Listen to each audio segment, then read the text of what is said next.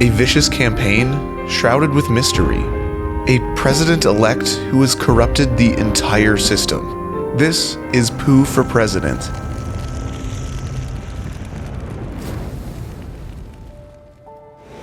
Did you know Winnie the Pooh ran for president? That's right, of Disneyland and Disney World. And if you didn't know the answer to that, that's totally fine. Not even some of his biggest fans knew that.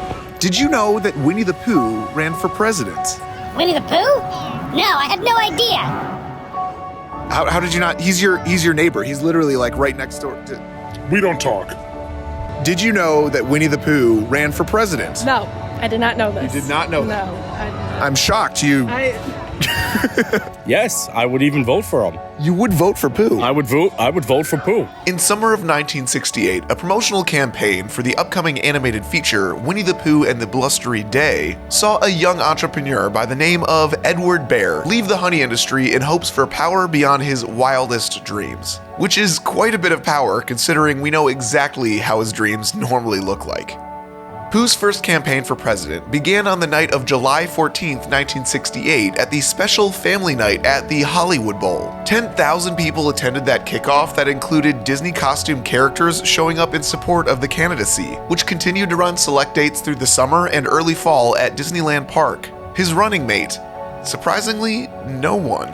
Would you ever consider running for president of Disney World? No. No? No! I'm not fit for that job. I want to say yes, but not against Pooh.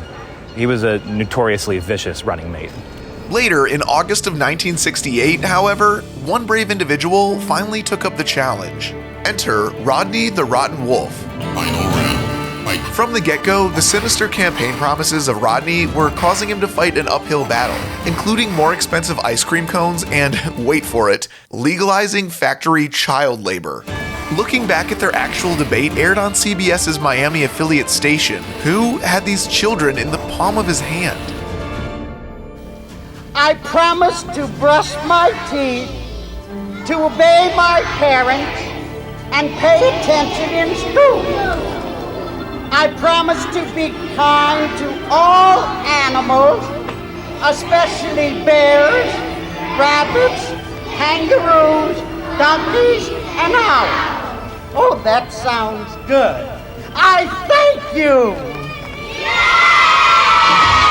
To no one's surprise, Pooh won the election of 1968 in a historical landslide victory. In what many Disney Park political historians attribute to Fantasyland gerrymandering, Rodney's massive unlikability, and low voter turnout. But President Pooh's toughest challenge would still lie ahead. The forthcoming election of 1976 pitted President Pooh against a familiar foe. A retired naval captain by the name of James Hook received party nominations in both Disneyland and the recently opened Disney World in Florida. Hook was known to be as ruthless as they get, and because of that, President Pooh knew that he had to kick it up a notch. Saying that President Pooh ran a dirty campaign in 1976 would be an understatement. In what many consider the first documented slander ad, President Pooh pulled no punches.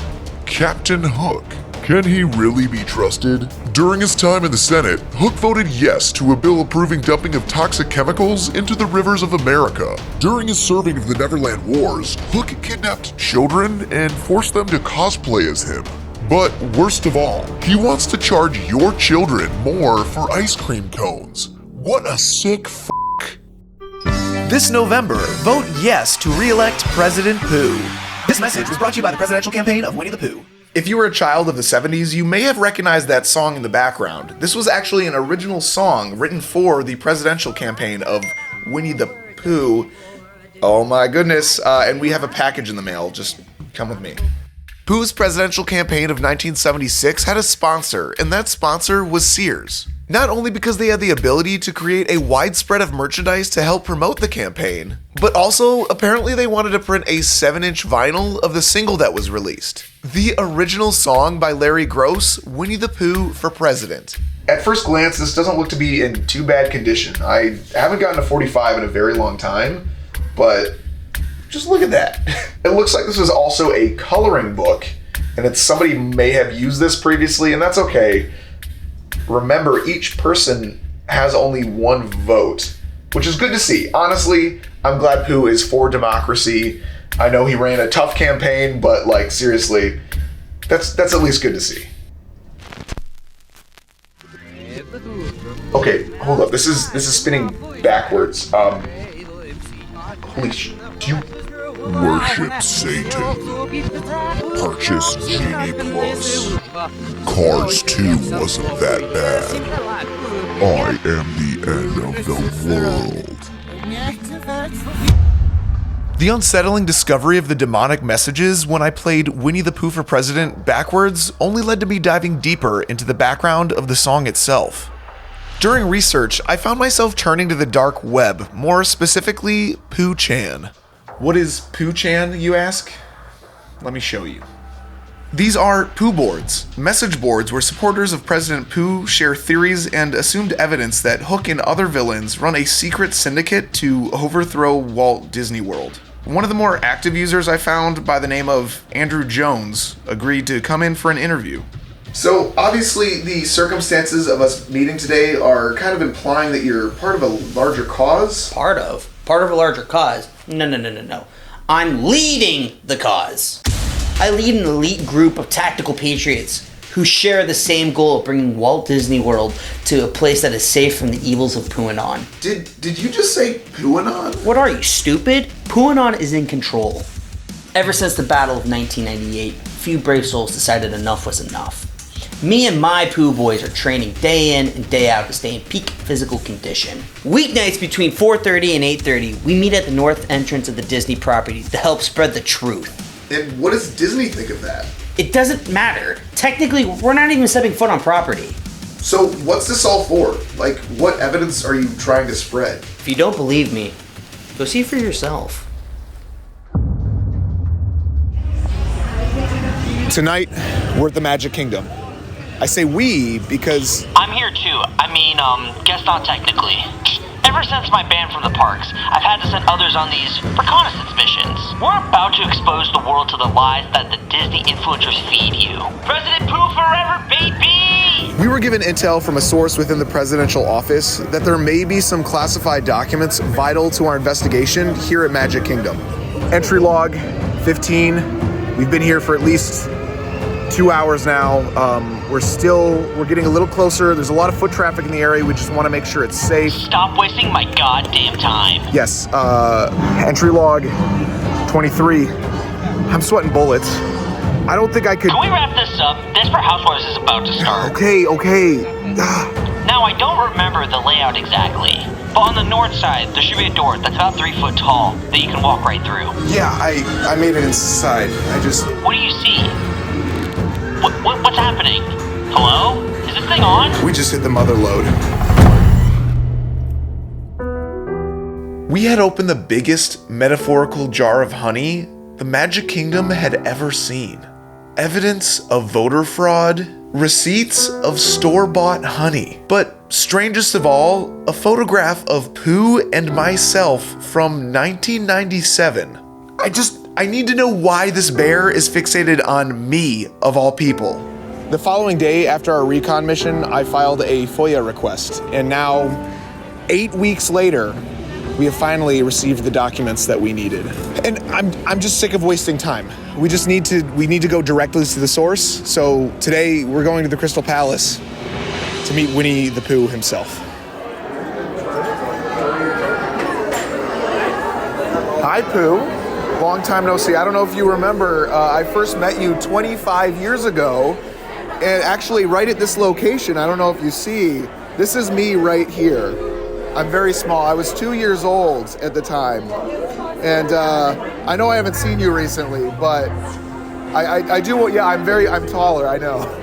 See that there, right there. The second I attempted to ask why he had a photo of me in his personal residence from 25 years ago, he changed the subject to my height. I don't get it.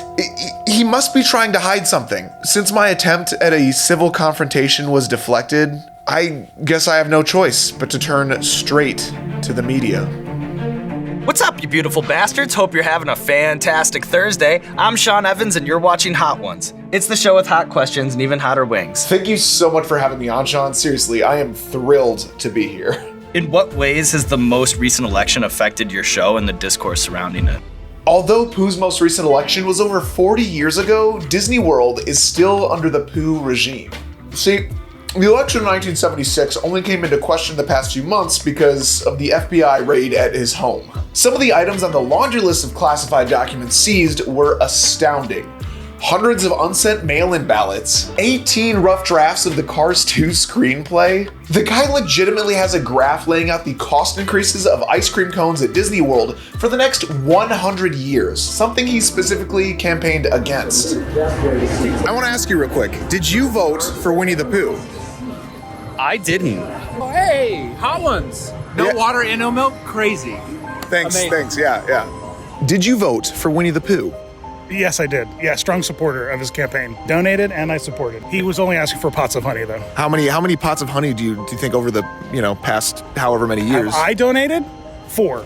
Did you vote for Winnie the Pooh for president? God, no. I don't even know anyone who did. I don't know how he won. This is the Amateur Athletic Union. Unassuming at first, but this building holds a dark history. In 1970, the Disney World Preview Center opened just north of where Disney Springs sits today, and was fully operational as a preview to the upcoming Magic Kingdom Park until September 30th, 1971, one day before the park officially opened. What many mainstream Disney political historians forget is that in 1975, it was converted to a voter registration center for the upcoming 1776 Disney World election. During the FBI raid of Pooh's personal residence, they were able to find voter registration documents from 1976, and let me show you this Word document. These are pretty insane. Tony Clifton, B.D. Cooper, Carlos Danger, Ted Cruz, Cruz Ramirez, Barry B. Benson, LL Cool J, Sister Walnut, Steely Dan, Ben Dover, the artist formerly known as Prince. Are these like all fake names? What is Phil McCracken? Sweaty Nuts? Okay, none of this is real. Not only did we discover classified documents from the election of 1976, but of all things, an eviction notice from 1998. If you're a Disney fan of a certain vintage, you may know exactly where this is going. A group of Disney fans is hopping mad about plans to close one of their favorite rides. And as Beth Sherman reports, they're hoping you'll jump on the chance to save the wild ride. They're as normal as you and I. They eat, they sleep, they have jobs, they pay taxes. They have a passion for Mr. Toad's Wild Ride? All right, well, some may say that's unusual, especially since they're willing to protest about it. You know, people think we're nuts for doing this, but that's because it's not their favorite ride that's going down, you know. The group says they've heard Disney is replacing the ride with a Winnie the Pooh theme, and they say as season ticket holders, they should have a say. It's people like us who love the parks and go to parks continually, year after year, day after day, that has made them the success that they are. They're a repeat business. Some drivers honk in support, but others don't have a problem with change. Yeah, I don't know. Mr. Toad kind of scary. I like Pooh better, so I'm just gonna type Pooh. Walt Disney World says they've made no announcements concerning the future of Mr. Toad's Wild Ride. Beth Sherman, Fox News, Lake Buena Vista. The Fantasyland transformation from Mr. Toad's Wild Ride to The Many Adventures of Winnie the Pooh only further inserted the reigning president as a prominent figure in the Disney World political landscape. Even though it's been nearly 25 years, Pooh's heartless banishment of Mr. Toad from Magic Kingdom can still be felt today. Oh yeah, I heard that guy spiraled, multiple counts of DUI. Fitting, one might say. I actually ran into Toad recently. I saw him at AA, Amphibians Anonymous. He's looking a lot better. As much as I was grasping for that one last piece of evidence, none of it would be enough. For every scandal, he had a cover-up. For every staged protest, he had a meet and greet with admiring fans. I began to feel like I was an outcast, and not the hey ya kind.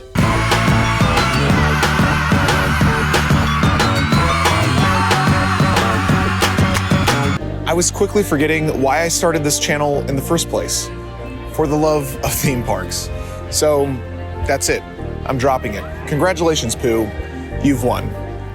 Still kind of mad I had to pay $6.17 for this ice cream cone. You son of a bitch.